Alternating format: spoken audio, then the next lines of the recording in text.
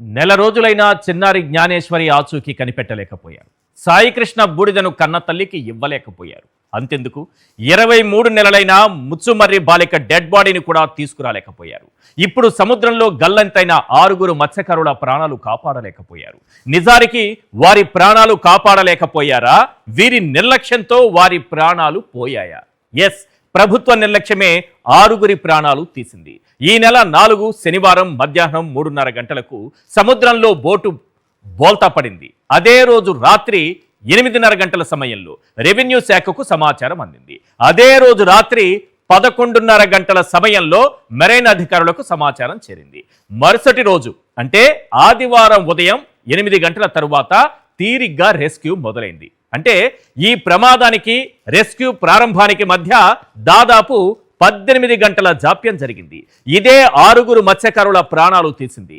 ఈ ప్రమాదం నుంచి బతికి బయటపడ్డ ఆ ఒక్క మత్స్యకారుణ్ణి కాపాడింది ప్రభుత్వం కాదు, ఒక విదేశీ వాణిజ్య నౌక. చిన్న అనే మత్స్యకారుడు దాదాపు 18 గంటల పాటు సముద్రంలోనే ఈదుకుంటూ ప్రాణాలను నిలబెట్టుకున్నాడు. ఈ ప్రమాదం నుంచి మత్స్యకారులను రక్షించడంలో ఆలస్యంగా స్పందించి నిర్లక్ష్యంగా వ్యవహరించడమే కాదు, కేవలం 72 గంటల్లోనే కోస్ట్ గార్డ్ గాలింపు ఆపేసి మృతదేహాలను కూడా గుర్తించకుండా చనిపోయారని ప్రకటించేసి మృతుల కుటుంబాల మొహాన 10 లక్షల చెక్కులు కొట్టేసి ప్రభుత్వం ఆ సముద్రంలోనే చేతులు కడిగేసుకుంది. అసలు ఆ మత్స్యకారులు చనిపోయారని ప్రభుత్వం ఎలా డిసైడ్ చేసింది? 72 గంటల్లోనే ఎందుకు రెస్క్యూ ఆపరేషన్ ఆపేసింది? ఈ ప్రశ్నలకు సమాధానం వెతికే ముందు సముద్రంలో గల్లంతైనటువంటి 6 మత్స్యకారుల వివరాలు ఒకసారి మనం స్క్రీన్ పైన చూద్దాం. మొత్తం 7 వెళ్ళారు. చిన్న ఆ బోటును నడిపేటటువంటి వ్యక్తి, వీళ్ళందరినీ తీసుకెళ్లినటువంటి వ్యక్తి, అతను మాత్రమే కారు చిన్న మృత్యుంజయుడిగా ఆ సముద్రంలో ఈదుకుంటూ దాదాపు అతను సముద్రంలోనే 18 గంటల పాటు ఉన్నాడు. విదేశీ వాణిజ్య నౌక అటుగా వెళుతూ గుర్తించింది. ఎక్కడైతే ప్రమాదం జరిగిందో అదే ప్రాంతంలో అందరూ ఉండిపోతే ఇతను మాత్రం ఈదుకుంటూ వెళ్ళాడు. దాదాపు 10 గంటల పైన ఈదాడని చెప్తున్నారు. తన ప్రాణాలు దక్కించుకోవడానికి 18 గంటలు ఓవరాల్గా తీసుకుంటే 18 గంటల పాటు సముద్రంలో పోరాటం చేశాడు. ఆఖరికి విదేశీ నౌక ఒకటి గుర్తించి అతన్ని ప్రాణాలతో కాపాడగలిగింది. కానీ చిన్నయ్య, సీతోడు, చిన్న అమ్మోరు, గరగయ్య, అప్పలరాజు, బండియ్య, ఈ 6 ఏమయ్యారో ఇప్పటికీ సమాచారం లేదు. గల్లంతయ్యారు. దాదాపు 18 గంటలు సమయం వృధా అయింది. మధ్యాహ్నం, ఈరోజు మధ్యాహ్నం అనుకోండి, ఈరోజు మధ్యాహ్నం 2:30 నుంచి 3 గంటల మధ్యలో 3:30 లోపు ఈ ప్రమాదం జరిగితే తీవ్రమైనటువంటి గాలులు, అలలకు బోటు బోల్తా పడి అందరూ సముద్రంలో పడిపోతే ఈ సమాచారం అందిన తరువాత నెక్స్ట్ డే ఉదయం 8:30 గంటల తరువాత రెస్క్యూ ఆపరేషన్ ప్రారంభమైంది. సార్, ఇంతసేపు సముద్రంలో ఉండగలరా? పోనీ రెస్క్యూ ఆపరేషన్ స్టార్ట్ చేశారు, వారిని ఏమన్నా గుర్తించారా? ఏ ప్రాంతం ఉందో ఆ ప్రాంతానికి సరిగ్గా చేరుకున్నారా? ఎక్కడ ప్రమాదం జరిగిందో ఆ ప్రాంతంలో వెతికారా? అక్కడ గాలింపు జరిగిందా? ఒక్క డెడ్ బాడీనైనా పట్టుకోగలిగారా? ఏమీ లేకుండానే గల్లంతైన వారు మరణించారని ఎలా భావిస్తారు? రెస్క్యూ ఆపరేషన్ ఎలా ఆపేస్తారు? పైగా ప్రభుత్వం ఇప్పుడు ఆ కుటుంబాలను ఆదుకోవడానికి 10 లక్షల రూపాయల చెక్కులు కూడా పంపిణీ మొదలుపెట్టేసింది. 10 లక్షల రూపాయలు చెక్కులు ఇచ్చేసి చేతులు దులుపుకోవాలి, చేతులు కడిగేసుకోవాలి. ఎక్కడ కడిగేసుకోవాలి? అదే సముద్రంలో కడిగేసుకోవాలి. మనం బూడిదే పట్టుకురాలేకపోయాం సాయికృష్ణది, ప్రాణాలతో మత్స్యకారులను తీసుకురాగలమా? జ్ఞానేశ్వరి మిస్ అయ్యి ఎంతకాలమైంది? నెల రోజులు దాటింది. ఇప్పటి వరకు ఆ బాలిక ఆచూకీ కనిపెట్టలేకపోయాం. మన టాలెంట్ ఆ స్థాయిలో ఉంది. మన పోలీసు వ్యవస్థ, మన ప్రభుత్వ వ్యవస్థ, ఇక్కడ పనిచేస్తున్నటువంటి మిగతా వ్యవస్థలు ఎంత నిర్లక్ష్యంతో వ్యవహరిస్తున్నారంటే, ఈరోజు బాధితులు అక్కడికి వచ్చినటువంటి మంత్రి కొల్లు రవీంద్రను పంపించారు మన ముఖ్యమంత్రి చంద్రబాబు నాయుడు గారు.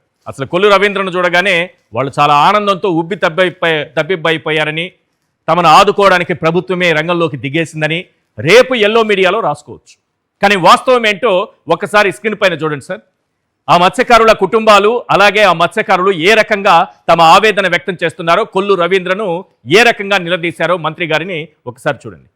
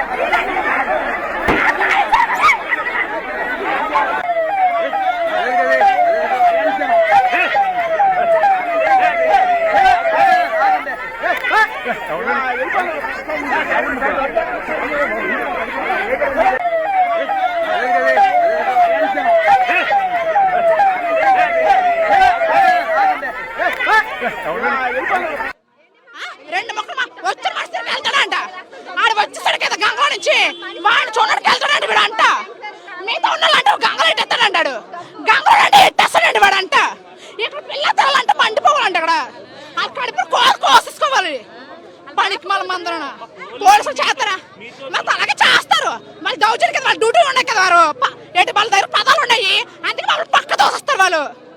ఏంటి వచ్చాడు టింగా టింగ్ 2 మొక్కలు మాట్లాడి వెళ్ళిపోయాడు.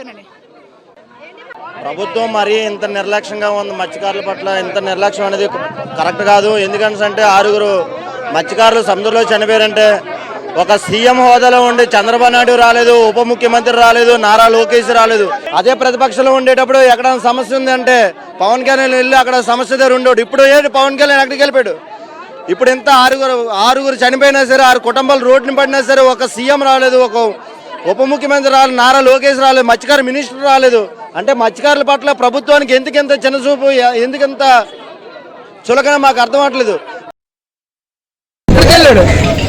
ఏ అందులో ఉన్నాడు రావాలి కదా. ఇప్పుడు జరిగేటప్పుడు డిప్యూటీ సీఎం నేను మీతోనే ఉంటాను, వాడబాల్జీను, మత్స్యకారులను, మీ సోదరులను అని సంకల్ప పట్టించాడు కదా. ఎక్కడికి తమ్మ వచ్చాడు? ఇప్పుడు ఎక్కడికి వెళ్ళాడు?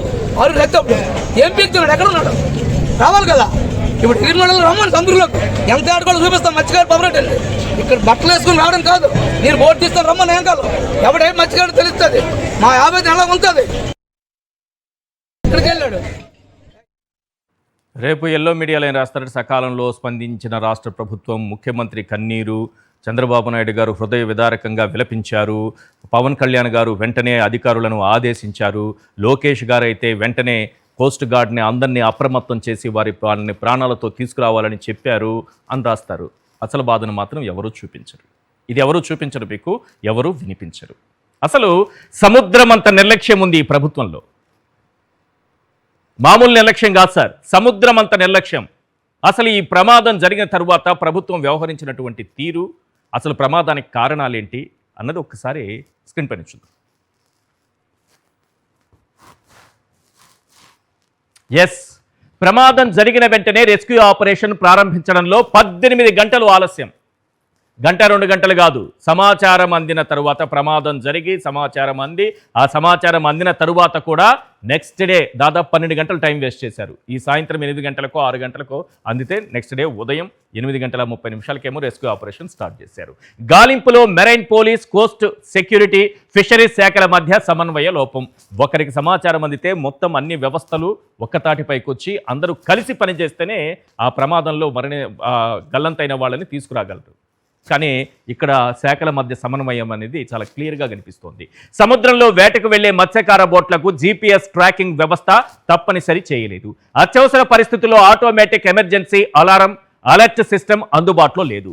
వేటకు వెళ్లే మత్స్యకారులకు తగిన భద్రతా, శిక్షణ, ఆధునిక పరికరాలు అందించలేదు. నెక్స్ట్, వాతావరణ హెచ్చరికలు సమయానికి చేరి ఉంటే మత్స్యకారులు ప్రాణాలతో బయటపడేవారు. మత్స్యకారులు గంటల తరబడి సముద్రంలో పోరాడుతున్నా ప్రభుత్వం గుర్తించలేకపోయింది.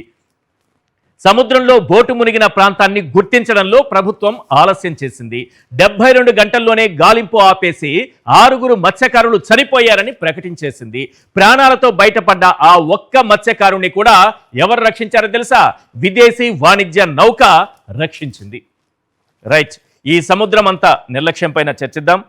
చర్చలో పాల్గొంటున్నారు ఇంద్రనీల్ గారు, సీనియర్ అనలిస్ట్, సీదిరి అప్పలరాజు గారు, మాజీ మంత్రివర్యులు, వైఎస్ఆర్సీపీ నాయకులు, రేగడి లక్ష్మణరావు గారు, వైఎస్ఆర్సీపీ మీడియా ప్యానలిస్ట్, అలాగే Vasupalli Janakiram, fishing boat owners association president. Yes, Janakiram గారు, అసలు ఏంటి సార్ ఈ ప్రమాదం ఎలా జరిగింది? అక్కడి నుంచి వచ్చినటువంటి చిన్న ఏం చెప్పారు? ప్రమాదం జరిగిన వెంటనే ఏ శాఖకు ముందుగా, కుటుంబ సభ్యులకు కానీ లేకపోతే ప్రభుత్వంలో ఏదో ఒక శాఖకు కానీ ఏదైనా ముందుగా సమాచారం అందిందా? అందిన వెంటనే వాళ్ళు ఎలా రియాక్ట్ అయ్యారు? సకాలంలో రియాక్ట్ అయ్యారా? అసలు ఏం జరిగింది?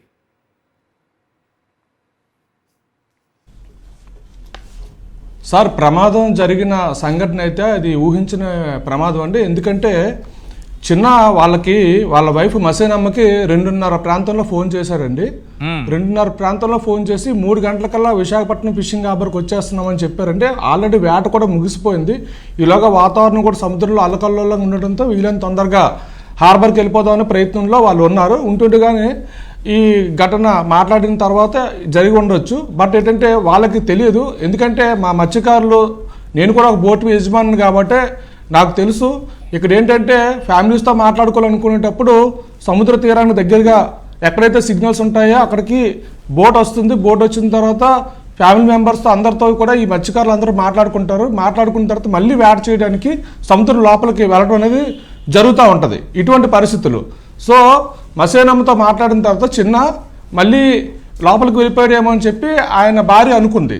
దాంతోపాటు వీళ్ళు 3 గంటలు అనేది 5 గంటలైనా బోట్ రాలేదు, 6 గంటలైనా బోట్ రాకపోయేసరికి 7 గంటల తర్వాత వీళ్ళ ఆలోచన తలెత్తి మసేనమ్మ మిగతా స్త్రీలను కూడా వాళ్ళ కళాశీల తాలూకా మత్స్యకారుల తాలూకా ఫ్యామిలీ మెంబర్స్ని కూడా కాంటాక్ట్ చేస్తే వాళ్ళకి ఎవరికి కూడా ఎటువంటి సమాచారం లేదు. మొబైల్ ఫోన్స్ అన్ని స్విచ్ ఆఫ్ అయ్యి ఉండడంతో అక్కడి నుంచి ఏదైనా ప్రమాదం జరిగిందని అనుమానాలు తలెత్తిన పరిస్థితి. వాళ్ళు మా మత్స్యకార మహిళలకి ఎప్పుడు బయటికి వెళ్ళరు కాబట్టి వాళ్ళకి ఎవరికి చెప్పుకోవాలో తెలియని పరిస్థితుల్లో ఒకరి ద్వారా నాకు దాదాపుగా 10 గంటల ప్రాంతంలో సమాచారం అందిందండి.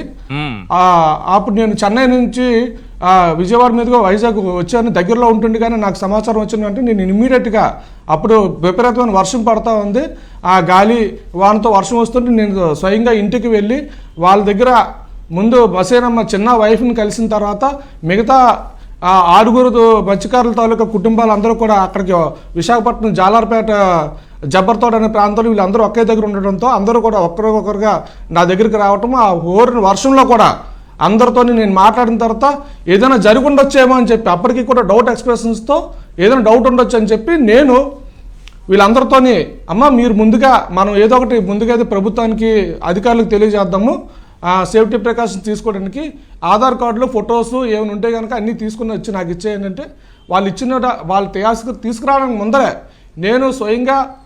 నేనే స్వయంగా 10:30 గంటలకి ఆ రోజు రాత్రి 4వ తేదీ రాత్రి జిల్లా కలెక్టర్ గారికి ఫోన్ చేస్తే లిఫ్ట్ చేయకపోతే వాట్సాప్ మెసేజ్ పెట్టాను, దాని తర్వాత మామూలు మెసేజ్ కూడా పెట్టాను. కలెక్టర్ గారు కూడా రెస్పాండ్ అవ్వడం జరిగింది. అంటే అప్పటికి సమాచారం వాళ్ళకి వెళ్ళింది ప్రభుత్వం దృష్టికి. దాంతోపాటు ఏపీ మెరైన్ పోలీస్కి చెప్పాను, అదేవిధంగా ఏపీ ఫిషరీస్ డిపార్ట్మెంట్కి కూడా చెప్పడం జరిగింది. వీళ్ళందరికీ ఇన్ఫర్మేషన్ ఇచ్చిన తర్వాత ఈ మిగతా డీటెయిల్స్ అన్నీ నాకు వచ్చాయి. చిన్న బోర్డు తాలూకా లైసెన్స్తో సహా అన్నీ కూడా మీడియాకి ఇవ్వడం జరిగింది. అదేవిధంగా ప్రభుత్వ అధికారులందరికీ కూడా నేను పంపించడం జరిగింది. అక్కడి నుంచి రెస్క్యూ ఆపరేషన్ స్టార్ట్ అవ్వాలి. కానీ మరుసటి రోజు ఉదయం చిన్న భార్యకి వంగలపూడి అనిత గారు హోమ్ మినిస్టర్ గారు ఫోన్ చేసి మాట్లాడుతూ అమ్మ 11 గంటలు దాటిన తర్వాత మేము కోస్ట్ గార్డ్ వాళ్ళని రిక్వెస్ట్ చేస్తే అప్పుడు చాపర్ ఎగిరిందమ్మా అని చెప్పేసి చెప్పడం అనేది అది ఆవిడ మాట్లాడింది, హోమ్ మినిస్టర్ గారు మాట్లాడిన వీడియోనే ఒక అథెంటికేట్ ఎవిడెన్స్. అంటే వీళ్ళు రెస్క్యూ ఆపరేషన్ చేయడంలోని రాష్ట్ర ప్రభుత్వం పూర్తిగా విఫలం చెందిందని చెప్పేసి నేనైతే అనుకుంటున్నాను. కనిపిస్తా ఉంది. ఎన్ని గంటలకు సమాచారం ఇచ్చారు, ఎన్ని గంటలకు రెస్క్యూ ఆపరేషన్ స్టార్ట్ అయింది?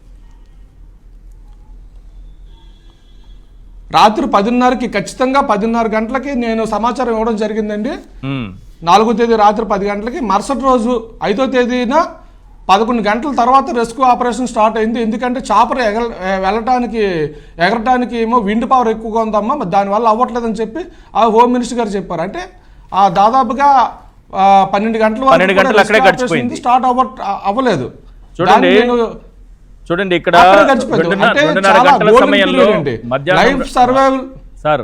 సాయంత్రం మధ్యాహ్నం 2:30 గంటల సమయంలో చిన్న తన భార్యకు ఫోన్ చేశారు.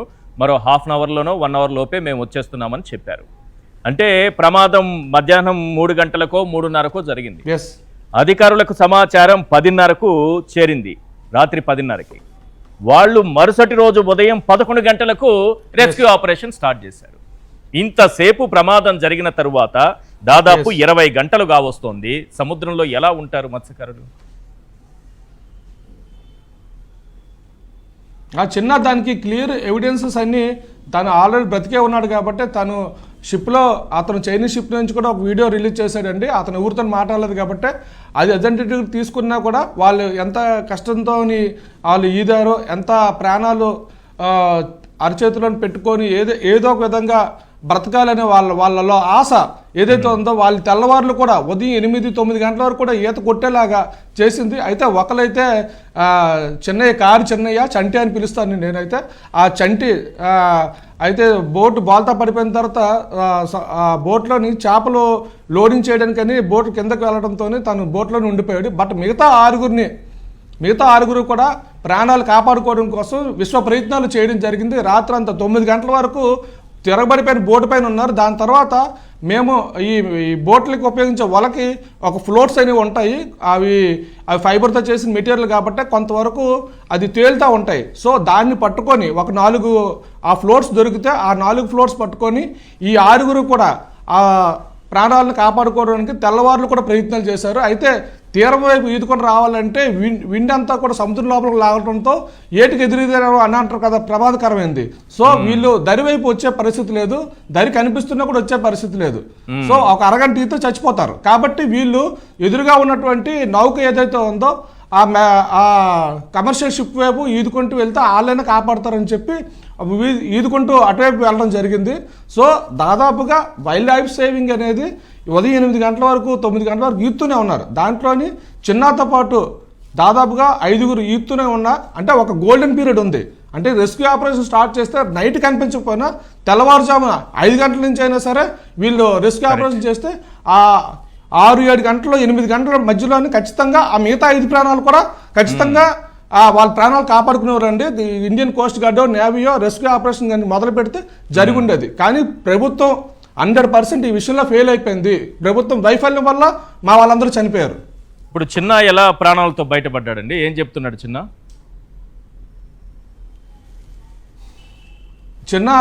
ఏంటంటే చిన్నతో పాటు 5 కూడా ఈత కొట్టుకుంటూ అక్కడి వరకు వచ్చిన తర్వాత అయితే అందరము కలిసి ఒకే మనం కష్టమో నష్టమో కలిసే ప్రయాణం చేద్దాము, మనం ఎవరో ధైర్యం కోల్పోవద్దని చెప్పి ఒకరికొకరు ధైర్యం చెప్పుకొని అంతసేపు ఈదుతున్న పరిస్థితుల్లో కూడా ధైర్యం చెప్పుకొని కష్టపడుతూ వాళ్ళందరూ అంతసేపు అంటే అన్ని గంటలు ఈదడం అంటే చిన్న విషయం కాదు కదా. అంటే ప్రాణాలు ఎలాగైనా దక్కించుకోవాలని చెప్పి షిప్ వైపు వెళ్తున్న క్రమంలో చిన్న ముందుగా చేరుకున్నాడు.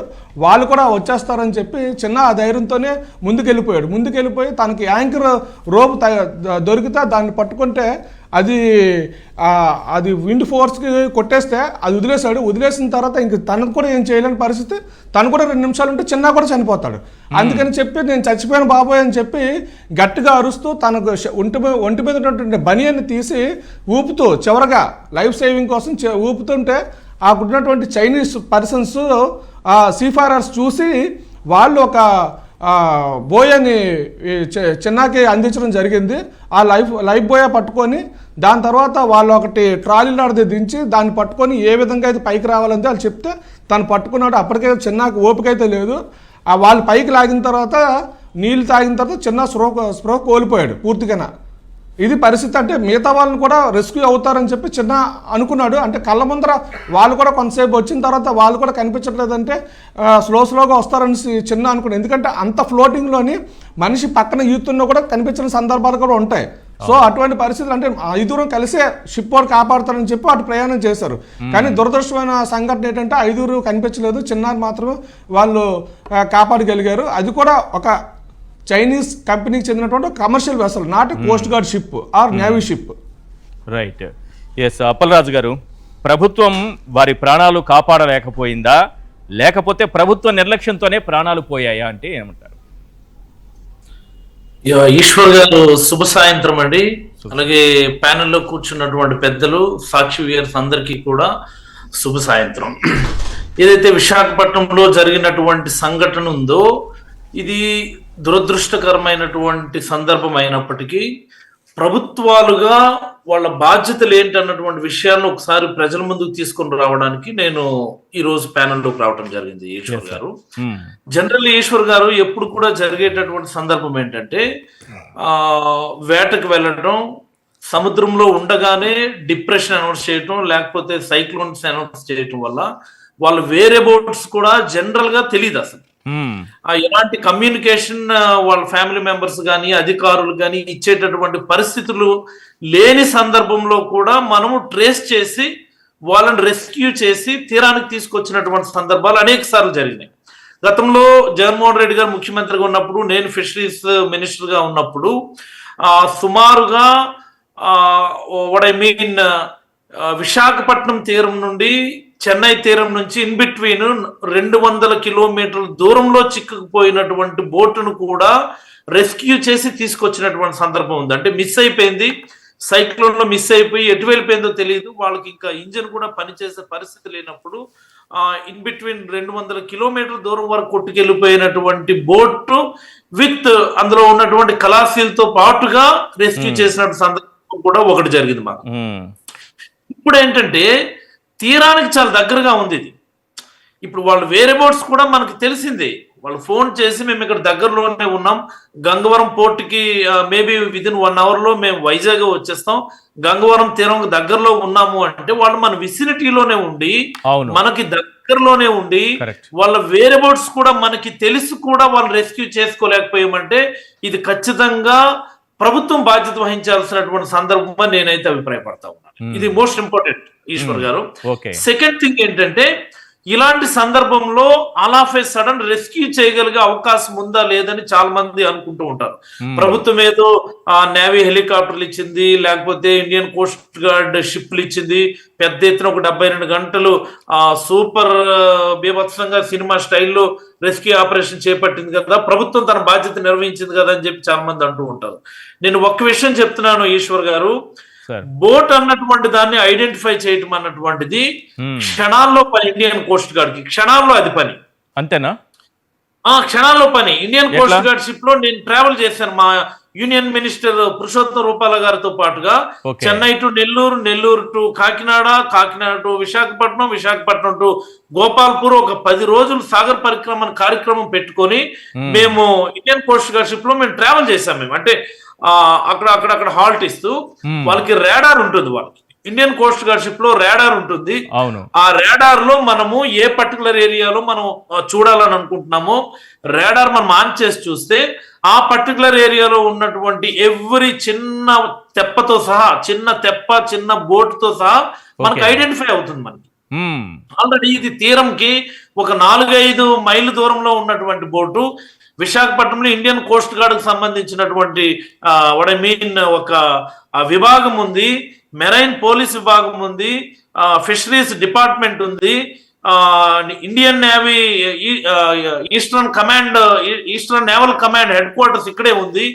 ఇన్ని ఉండి కూడా తీరంకి 4-5 మైళ్ళ దూరంలో ఉన్నటువంటి ఒక బోటుని రెస్క్యూ చేసుకోలేకపోయామంటే ఇది ఖచ్చితంగా ప్రభుత్వ నిర్లక్ష్యం కింద, నిర్లక్ష్యమనాల్లో, చేతకానితనమనాల్లో, that is secondary. But rescue చేసుకోకపోవడం అన్నటువంటిది చాలా మత్స్యకారులకు జరిగినటువంటి ద్రోహం కింద భావించవచ్చు నేనైతే అభిప్రాయపడతాను. మీరు అన్న పాయింట్ లో ఇంకో పాయింట్ ఏంటంటే sir, Indian Coast guard ship లో రాడార్ క్లిక్ చేస్తే చాలు బోట్ ఐడెంటిఫై అవుతుంది. ఎంచేతంటే వాళ్ళు అవర్స్ లాంగ్ బోట్ డ్రిఫ్ట్ అయిపోయి ఫ్లిప్ అయిపోయిన తర్వాత అవర్స్ లాంగ్ వాళ్ళు సముద్రంలో ఈదుకుంటూ ఉన్నారు.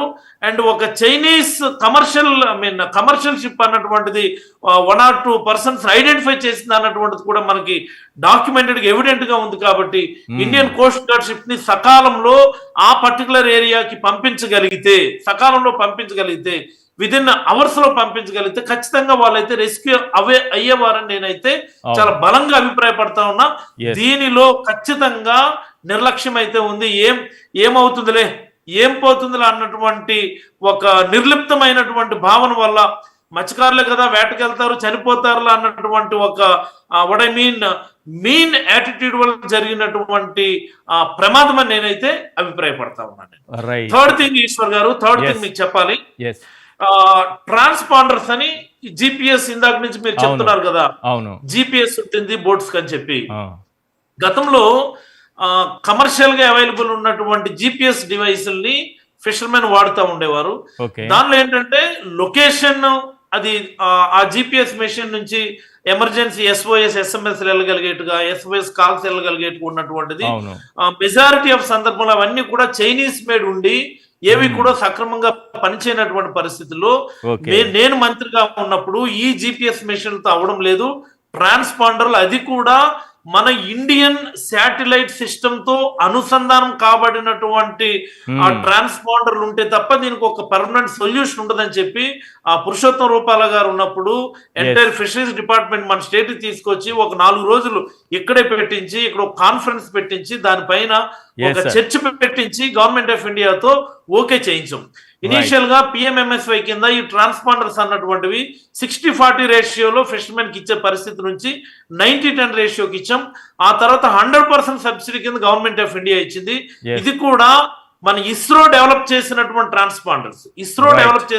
ట్రాన్స్పాండర్సే నాభి మిత్ర అన్నటువంటి ఒక శాటిలైట్ తో అనుసంధానమై రియల్ క్రాఫ్ట్ అన్నటువంటి పోర్టల్ తో రియల్ టైమ్ లో మనం చూడగలిగేటటువంటి పరిస్థితి ఉంటుంది. ఏ బోట్ ఎక్కడుంది, ఈ ట్రాన్స్పాండర్ ఇన్స్టాల్ చేసినటువంటి బోట్ ఎగ్జాక్ట్ ఏ లొకేషన్ లో ఉన్నటువంటిది రియల్ టైమ్ లో మనం రియల్ క్రాఫ్ట్ పోర్టల్ అన్నటువంటి ఆ పర్టికులర్ వెబ్సైట్ లో అంటే కన్సర్న్డ్ ఈ సెక్యూరిటీకి సంబంధించినటువంటి సైట్ లో మనం రియల్ టైమ్ లో కూడా మనం దాన్ని ట్రేస్ చేయగలిగేటువంటి పరిస్థితి. రైట్, ఇస్రో వాళ్ళే డెవలప్ చేశారు.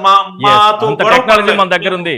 కానీ ఒక చిన్న బ్రేక్ తీసుకుందాం. ప్రధానంగా హుదూద్ తుఫాను ఒంటి చేత్తో ఆపేసినటువంటి వ్యక్తి మనకు ముఖ్యమంత్రిగా ఉన్నారు. అలాగే మోంధా తుఫాను ఏ దిశలో వస్తోందో తెలుసుకుని దాన్ని ఎగిసి తంతే అది పక్క రాష్ట్రాలకి దిశ మార్చుకొని వెళ్ళిపోయినటువంటి పరిస్థితుల్లో అంత గొప్ప ముఖ్యమంత్రి, ఆ వ్యవస్థలను అంత చక్కగా మేనేజ్ చేసేటటువంటి ముఖ్యమంత్రి ఉన్నారు. కానీ జీపీఎస్లు ఏమైంది, ఆటోమేటిక్ ఎమర్జెన్సీ అలర్ట్ సిస్టమ్ ఏమైంది, కనీసం మత్స్యకారులకి అక్కడ అల్పపీడనం ఏర్పడుతోంది, బంగాళాఖాతంలో ఈ విధంగా ఉండబోతుందనే సమాచారం కూడా ఇవ్వలేకపోయారా మా ముఖ్యమంత్రి గారు అనేది ఇంత టెక్నాలజీ గురించి మాట్లాడేటటువంటి మా ముఖ్యమంత్రి గారి దగ్గరే కోస్టల్ గార్డ్స్ ఉన్నారు, మెరైన్ విభాగం ఉంది, ఫిషరీస్ విభాగం ఉంది. వీటన్నిటిని అలర్ట్ చేయగలిగినటువంటిది సెకండ్స్లో ఎక్కడ పిడుగుపడుతుందో కూడా చెప్పగలిగేటటువంటి వ్యవస్థ మన దగ్గర ఉంటే ముఖ్యమంత్రి గారు మాటలకే పరిమితమయ్యారు. ఈ వ్యవస్థలన్నీ ఏమైపోయాయి వాటిపైన క్లియర్గా మాట్లాడుకుందాం. సరే ఇంద్రనీల్ గారు, ఏంటి మన దగ్గర ఇంత టెక్నాలజీ ఉంది, అద్భుతమైన వ్యవస్థలు ఉన్నాయి, టెక్నాలజీ పేరు రోజు పలకరించందే అంటే కలవరించందే రోజు టిఫిన్ కూడా చేయలేని మా ముఖ్యమంత్రి గారు ఉన్నారు.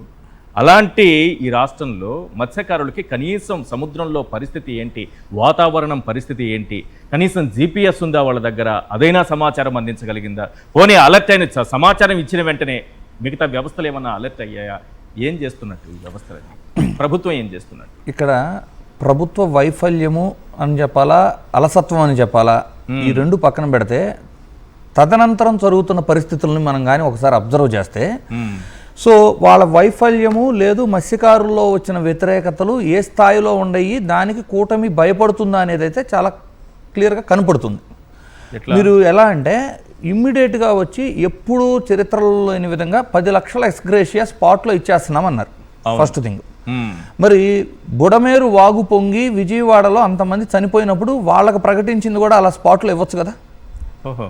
మోంతా తుఫానుకి మధ్యంతర భృతి ఇచ్చారు, మధ్యంతర పరిహారం 2500 25 కేజీల రైస్ అలాంటివి ఇచ్చారు తప్పితే ఇప్పటికి కూడా మోంతా తుఫాను వాళ్ళకి పరిహారం ఇవ్వలేదు కదా. అవును.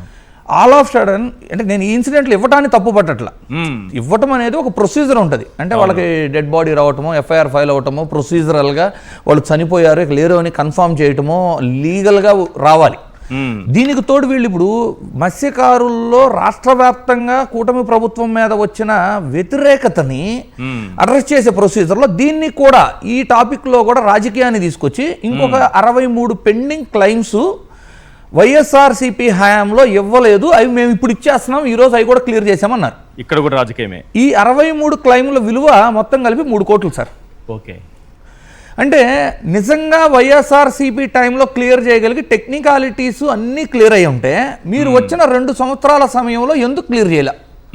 ఇలాంటి ఇన్సిడెంట్ జరిగినప్పుడు అంటే ఇప్పుడు కానీ క్లియర్ చేయాల్సిన అవసరం రాలేదా మీకు? ఒక యోగా డేకి 300 కోట్లు ఖర్చు చేశారు, లేదు రామోజీరావు గారి సంస్మరణ సభకి ఒక 4-5 కోట్లు ఖర్చు పెట్టారు.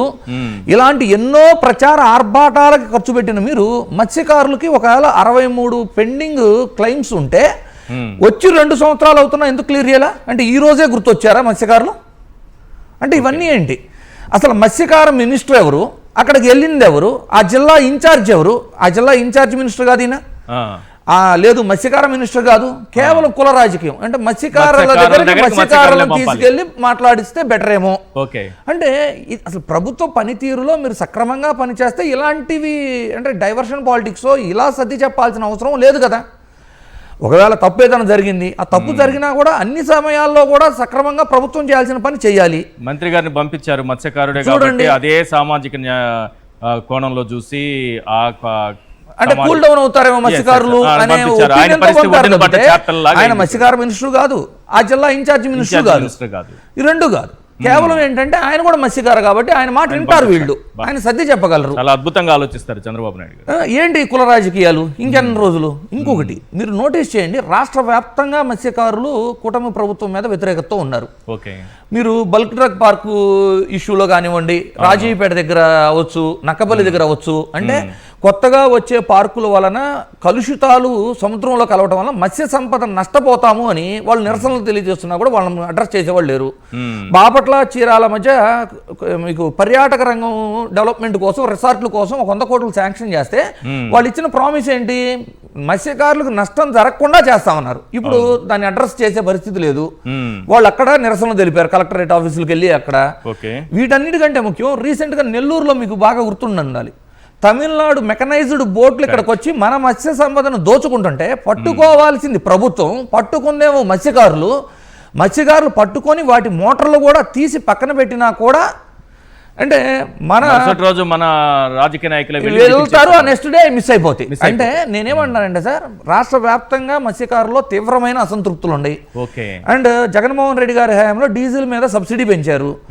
ఇప్పుడు పెరుగుతున్న డీజిల్ ధరలకు అనుగుణంగా ఆ డీజిల్ మీద సబ్సిడీని పెంచండి అన్నా కూడా పెంచే పరిస్థితి కానీ దాని ఊసు కానీ లేదు. ఇలా ఎన్నో రకాల ప్రాబ్లమ్స్ మత్స్యకారుల నుంచి ఎదురవుతున్నా కూడా వాటిని అడ్రస్ చేయకపోగా ఈ వ్యతిరేకతలన్నింటినీ అడ్రస్ చేసే పరిస్థితిలో ఈ తీసుకొచ్చి ఈ ఇన్సిడెంట్ ను కూడా రాజకీయం చేయాలని వాడుకునే దుస్థితిలో మన ప్రభుత్వం ఉందండి. ఇప్పుడు బోట్ల విషయంకి వెళ్దాం సార్. పట్టుకున్న బోట్లు మిస్ అయితేనే పట్టుకోలేకపోయారు, సముద్రంలో మిస్ అయిన మన మత్స్యకారులను పట్టుకుంటారని ఎలా ఆశించాలి సార్? తమిళనాడు నుంచి వచ్చినటువంటి దొంగల్ని బోట్లు ఫిజికల్ గా బయటకు తీసుకొచ్చి మోటార్లు తీసి పక్కన పెట్టి కాపలా పెట్టిన బోట్లు తప్పిస్తేనే కేసు లేదు. ఇంతవరకు దాని మీద ఇన్వెస్టిగేషన్ లేదు, సిట్ లేదు, వాటిని పట్టుకున్న రికార్డు లేదు. ఏది ఆన్ గ్రౌండ్ నేను చెప్తుంది. ఓకే, అలాంటిది పాపం సముద్రంలో మిస్ అయిన వాళ్ళని, అంటే మీరు టెక్నాలజీ అన్నారు కాబట్టి చెబుతున్నా, ఊరకు వాళ్ళు ప్రచారం చేసుకోవటమే కానీ వాస్తవాలకు వెళ్ళి చూడండి ఏం జరుగుతుంది అనేది. సో మత్స్యకారుల్లో వస్తున్న వ్యతిరేకతను అడ్రస్ చేయాలనుకుంటున్నారే తప్పితే ఈ తప్పు వీళ్ళు ముమ్మాటికి వీళ్ళ అలసత్వం వైఫల్యము ఉంది కాబట్టే తక్షణమే 10 లక్షల ఎక్స్గ్రేషియా ఇచ్చి, అంటే ఎక్స్గ్రేషియా ఇచ్చాం కాబట్టి మీరు ఇంతకంటే మనం ఏం చేయలేము అని చేతులు దుడుపుకునే ధోరణి అయితే కనబడుతుంది సార్. రైట్ లక్ష్మణ్ రావు గారు, 20 గంటలు ఆలస్యంగా రెస్క్యూ స్టార్ట్ చేయడం, 72 గంటల్లో రెస్క్యూ ఆపరేషన్ ఆపేయడం, ఈ రెండు చూడండి ప్రభుత్వం చేసినటువంటి తీరు ఏ రకంగా ఉందని చెప్పడానికి. 20 గంటలు ఆలస్యంగా ప్రారంభించి 72 గంటల్లో ముగించేశారు. అసలు ఏం చేయాలనుకుంటోంది ఈ ప్రభుత్వం? ఈశ్వర్ గారు, మీకు అలాగే ప్యానెల్ ఉన్న పెద్దలకి, సాక్షి టీవీ వీక్షకుల యాజమాన్యానికి హృదయపూర్వక నమస్కారం. నమస్తే. ఈశ్వర్ గారు మంచి టైటిల్ పెట్టారు సార్ మీరు, సముద్రం అంతా నిర్లక్ష్యం. సముద్రం అంతా నిర్లక్ష్యం, ఆకాశం అంతా ఆలస్యం. ఈ కూటమి ప్రభుత్వం వచ్చినప్పటి నుంచి ఈ ఆంధ్రప్రదేశ్ రాష్ట్రంలో ఈ రెండు నడుస్తున్నాయి, ఖచ్చితంగా ఈ రెండు నడుస్తున్నాయి. ఎందుకంటే ఏ ముహూర్తాన చంద్రబాబు నాయుడు గారు ప్రమాణ స్వీకారం చేశారో తెలియదు కానీ, ఆ ముహూర్త బలం ఏంటో మనకు తెలియదు కానీ, ఆంధ్రప్రదేశ్ రాష్ట్రంలో ఏ మూలం చూసినా ఎలా చూసినా ఈ హత్యలు కనబడుతున్నాయి. జనాలు చనిపోతూ ఉన్నారు, విరిదిగా మనం చూసాం. స్టీల్ ప్లాంట్ లో అవనియండి, అలాగే శ్రీవారి సన్నిధిలో అవనియండి, ఎక్కడ చూసినా సరే ఈ ప్రభుత్వం, ఈ కూటమి ప్రభుత్వం అధికారంలోకి వచ్చిన ఈ 2 సంవత్సరాల్లో జనాలు చనిపోతూ ఉన్నారు. మరి అది ఏ ముహూర్తం అని మాకు తెలియదు. ఎందుకంటే మత్స్యకారులు గతంలో అడిగారు సార్, మత్స్యకారుల హక్కుల కోసం వాళ్ళు పోరాటం చేస్తే ఏమన్నారంటే తోలు ఒలిస్తా, మీరు జాగ్రత్తగా ఉండండి అన్నారు. అంటే 20 నిమిషాల ఆలస్యంగా మీరు రెస్క్యూ టీంని కూడా పంపించలేకుండా మీరు చేసినంత నిర్లక్ష్యానికి 6 ప్రాణాలు బలైపోతే వాళ్ళకి ఖరీదు కట్టి 15 లక్షల చొప్పున 60 లక్షల రూపాయలు ఖరీదు కడతారా? ఆ 6 ప్రాణాలకి ఖరీదు 60 లక్షల రూపాయల. ఈ 60 లక్షల రూపాయలతో వాళ్ళ కుటుంబ సభ్యులు, లేకపోతే వాళ్ళు ఎవరైతే ప్రాణాలు కోల్పోయారో వాళ్ళకు ఉన్నటువంటి తీసుకురాగలరా? వాళ్ళ కుటుంబ సభ్యులకు మనం అండగా నిలబడగలరా? ఏం సార్ ఇది ఇంత నిర్లక్ష్యం? అంటే మీరు 10 లక్షలు ఇచ్చి ఆ చేతులు దులిపించుకుంటే వాళ్ళ జీవితాలు బాగుపడిపోతాయి అనుకుంటారా? అసలు నిజంగా చిత్తశుద్ధి ఉంటే ఎవరైతే ఈ చనిపోయినటువంటి 6 ఈ మత్స్యకారులు ఎవరైతే ఉన్నారో వాళ్ళకి 10 లక్షలు కాదు సార్, ఒక్కొక్క కుటుంబానికి 1 కోటి రూపాయలు చొప్పున ఇవ్వాలి మీరు. 1 కోటి రూపాయలు చొప్పున. ఎందుకంటే కేవలం మీ నిర్లక్ష్యం వల్లనే 6 ప్రాణాలు పోయాయి. మీ నిర్లక్ష్యం వల్లనే.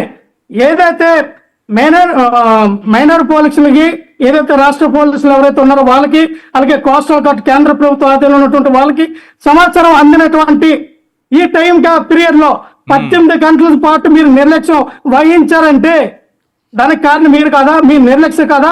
మీ అలసత్వం కాదా? దీనికి కదా మీరు కేవలం ఇది ప్రభుత్వ హత్యలుగా కూడా మనం పరిగణించాలి సార్. ఒక బాధ్యత గల హోమ్ మినిస్టర్ గారు బాధిత కుటుంబాలకి ఫోన్లో వీడియో కాల్ చేసి మాట్లాడుతూ ఉన్నారు సార్.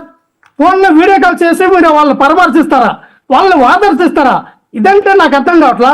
ఆ కుటుంబాల దగ్గరికి వెళ్ళి వాళ్ళకు వాదర్చే, అమ్మా మీకు అండగా మేము ఉన్నామమ్మా ధైర్యం చెప్పాలి, కానీ ఫోన్లో వీడియో కాల్ చేసి మీరు వాదర్స్తూ ఉన్నారంటే ఇదేం టెక్నాలజీ నాకు అర్థం కావట్లా. చంద్రబాబు నాయుడు గారు ప్రమాదంలో మరణించిన వారి కుటుంబాలను ముఖ్యమంత్రి గారు పరామర్శించలేదు. ముఖ్యమంత్రి గారు పరామర్శించలేదు. కోటి రూపాయలు అడిగితే ఇప్పటి వరకు ఇవ్వలేదు. కనీసం ₹1 అన్నారు, ఇప్పటి వరకు లేదు. ఇక్కడ ఈశ్వర్ గారు మనం చూసుకుంటే ఈ చంద్రబాబు నాయుడు గారి యొక్క విధానం ఎలాగుంటదంటే, రాష్ట్రంలో ఇలా అడుగుపెట్టినప్పటి నుంచి కూడా ఎక్కడ ఏం జరిగినా సరే మనకెందుకులే అయ్యా, రాష్ట్ర ప్రజల ప్రాణాలు మా బాధ్యత కాదు, మీ బాడీలు మాకు సంబంధం లేదు అన్నట్టుగా ఉంది. ఇది స్లోగన్తో వెళ్ళినట్టుకున్నారు. మీ ప్రాణాలకి మేము భరోసా కాదు, మీ బాడీలకి మేము బాధ్యతగా కాదన్నట్టుగా ఈ వ్యవహరిస్తూ ఉంది ఈ కూటమి ప్రభుత్వం. సార్ మరింత దారుణం సార్. ఉదయం లెక్కన ఆయన ఒక స్లోగన్ తీసుకొస్తూ ఉంటారు, అత్యాధునికమైనటువంటి టెక్నాలజీ వినియోగిస్తూ ఉన్నాం, క్వాంటమ్ టెక్నాలజీ రాబోతోంది, ఏ టెక్నాలజీ రాబోతోంది అని మాట్లాడినటువంటి చంద్రబాబు నాయుడు గారు.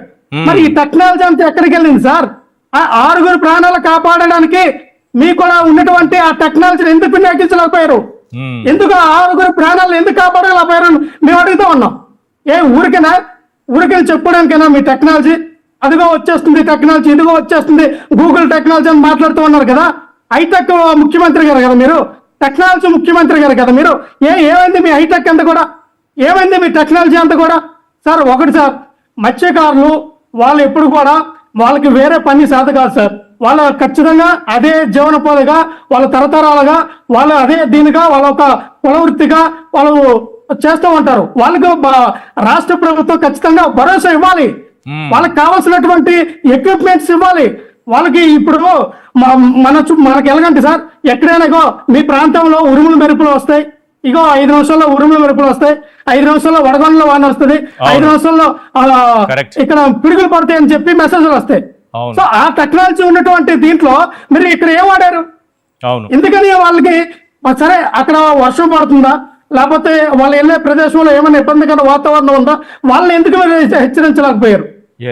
వాళ్ళు ఫోన్ చేశారు, అమ్మ మరొక గంటలో వచ్చేస్తున్నాం అని ఫోన్ చేస్తున్నా అంటే తీరానికి దగ్గరలో ఉన్నటువంటి వ్యక్తులు కూడా తీరాన్ని దాటి మరి వాళ్ళ ప్రాణాలు కోల్పోయారంటే ఇక్కడ 18 గంటలు ఈదినటువంటి ఆ చిన్నకి నిజంగానే పునర్జన్మ సార్.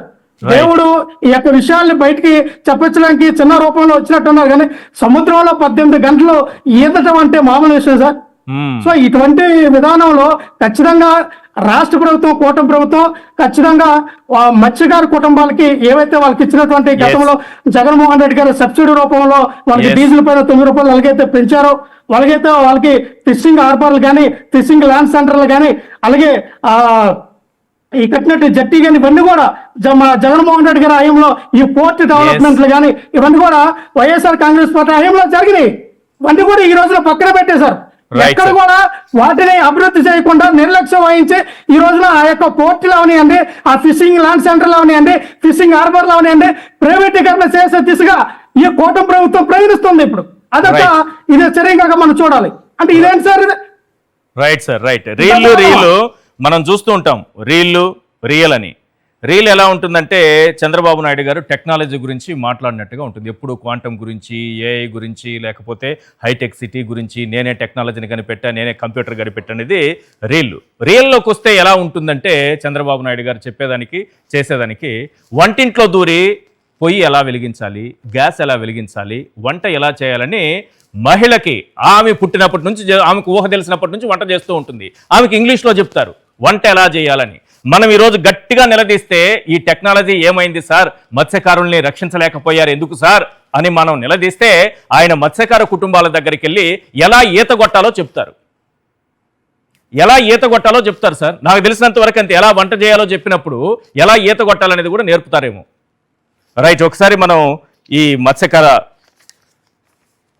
అసోసియేషన్కి సంబంధించినటువంటి జానకిరామ్ గారితో మాట్లాడదాం. జానకిరామ్ గారు, నాకున్నటువంటి అవగాహన మేరకు GPS, sir automatic emergency alert system ఉంటాయి అని అంటారు. మీరే చెప్పాలి, అది అందరికీ ఉంటుందా ఉండదా అనేది. రెండోది, ఈ వాతావరణానికి సంబంధించి ఎప్పటికప్పుడు వెదర్ అప్డేట్స్, ఆ సమాచారం ఎప్పుడు మత్స్యకారుల దగ్గర ఉంటుంది, వాళ్ళని అలర్ట్ చేస్తూ ఉంటారు.